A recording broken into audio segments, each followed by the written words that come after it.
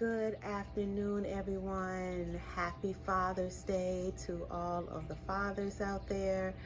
I hope everyone has had a wonderful week. I do apologize for my absence for a week. I have been a little bit under the weather, but I am moving forward, moving on, and trying to get better.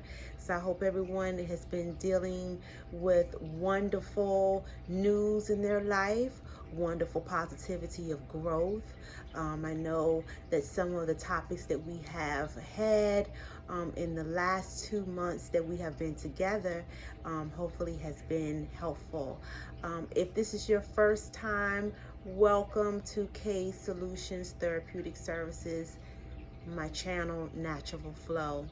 I am the owner and a licensed marriage and family therapist. My name is Nicole, and I am here for you. I am here for us to talk about things that happen in life. This is a definite safe place to be able to have discussions, and I hope that you find this to be a safe avenue for yourself to learn, grow from each other. And I think you, as I always do, for my viewers that are continuously with me and supporting me with this channel, thank you so much for your suggestions. Thank you for being able to be there and to give me insight to make this channel better for you. That being said, I want to be able to talk today a little bit about, just as I mentioned, haven't been feeling that well this week with a common cold that I'm getting through. But how do you work with adversity when things happen in our life where they're unexpected? We have things that we are moving and grooving and jiving and trying to be able to grow our life, grow the essence around us, be able to have good energy with the people that are around us. How, when things happen in life that are unexpected, how do you deal with that type of adversity? So I want you to think about that question for a second, because one of the things that I also like to work with my clients on, if they do come to me, is life coaching. It's not just about the therapeutic diagnoses or that they come with sometimes, or the different titles that sometimes people bring already in sessions of anxiety and depression. It's also about feeling stuck in life, needing that extra push. And I do assist with life coaching as well.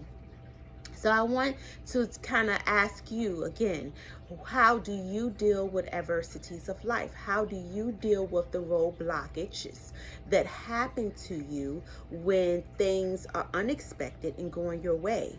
Do you immediately crawl into that hole, as they say, and stay in there and feel a little low, feel a little sad? Do you stay there forever? Do you stay there just for a short period of time? We all deal with different things, blockages, the way that they happen in many different avenues. But one of the things that I wanted to touch on is working with the avenues of blockage of careers. I love working with some clients that have come to me in the past with career blockages. I do career counseling, which I do assist with life coaching, how to get them back on that track. We take a look at different avenues of what has worked for them and what hasn't worked for them. You know, I'm a big person on list, so I have people to write a lot of things down on what is that avenue for them that is working, and what is that avenue for them that they have tried that is not working, that they know in the past has not worked. You have to be able to decipher between the two to be able to know the next step and the next path of where to go next. Because if you've already tried it and it hasn't worked, it doesn't necessarily mean that it won't work 6 months from now. it may need a little tweaking, and that's where we come as clinicians to be able to help and guide that person to see that they may need a little tweaking in the path of where they have been trying to go. So I will give you tips on that and saying definitely get that pencil, get that pad out, write down some avenues, especially if you are getting stuck on avenues of your career, avenues of life where you are trying to make some major changes. Have that pencil and paper and write out those things that have worked for you and things that have not worked for you. The second thing that I will also stress too is have a year, 2-year and 5-year plan of where you see yourself going in this avenue that you're stuck in.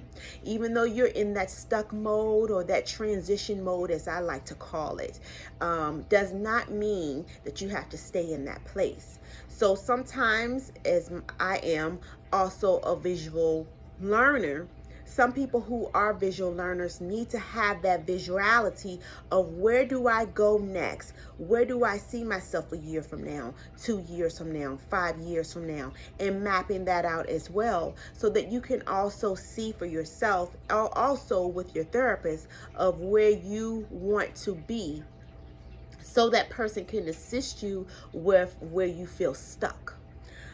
Also, where I would also say is write down besides your goals, write down the avenues of things that you have already tried that did not work. Sometimes reflecting back on what hasn't worked for you will be able to give you that aha moment of, oh, well, I didn't try this the way that I thought I had when I have actually written it out for myself to see what I've done. Oh, okay, so I did look for that job 2 months ago in this manner.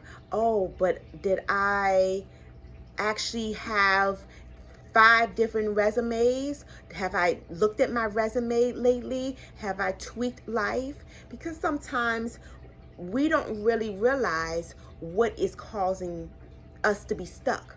Sometimes we have to kind of map it out a little bit. So I hope that these are some helpful tips. Of course, I will share some other things later on. I just wanted to check in with everyone and say hello and let them know I am still around.